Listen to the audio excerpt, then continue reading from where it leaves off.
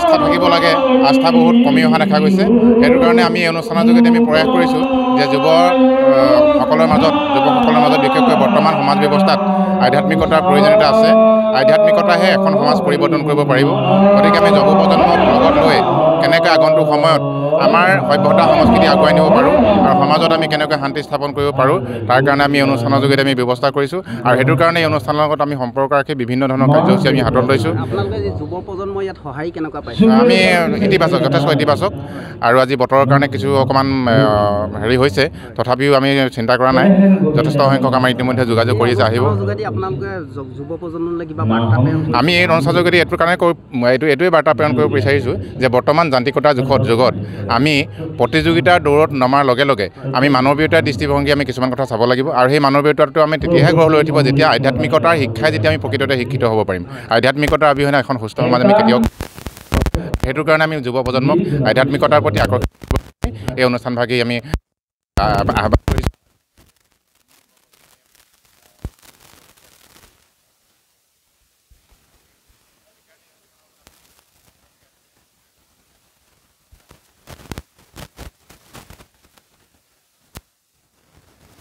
যুৱ প্ৰজন্মক যথেষ্টখিনি ইতিবাচক দিশত আগবাঢ়ি যোৱাত সহায় কৰিব। আজি গোলাঘাট জিলা অসম বৈদিক বৈষ্ণৱ মহাসভাৰ বুঢ়ীবঙাস্থিত বৰনামঘৰত আজি আমি 19তম প্ৰতিষ্ঠা দিৱস কাৰ্যসূচীভাগ আমি পালন কৰিবলৈ লৈছোঁ।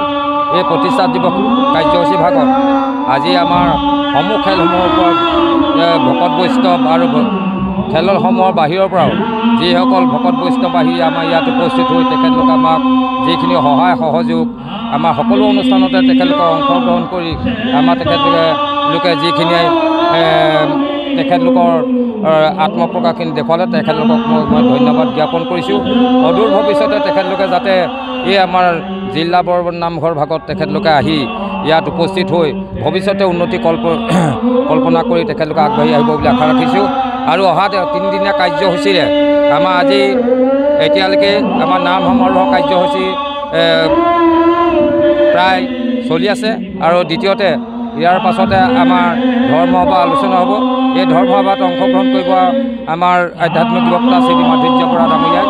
আৰু তাৰ পাছতে আমাৰ ইয়াত প্ৰসাদ বিতৰণৰ কাৰ্যসূচী হ'ব, লঘু আহাৰ প্ৰসাদ বিতৰণ কাৰ্যসূচী হ'ব। আজি কাৰ্যসূচীতে আমাৰ ইমানেই থাকিব।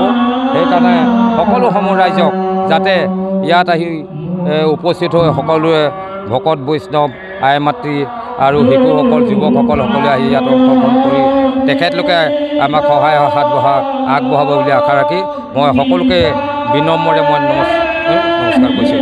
কৃষ্ণ।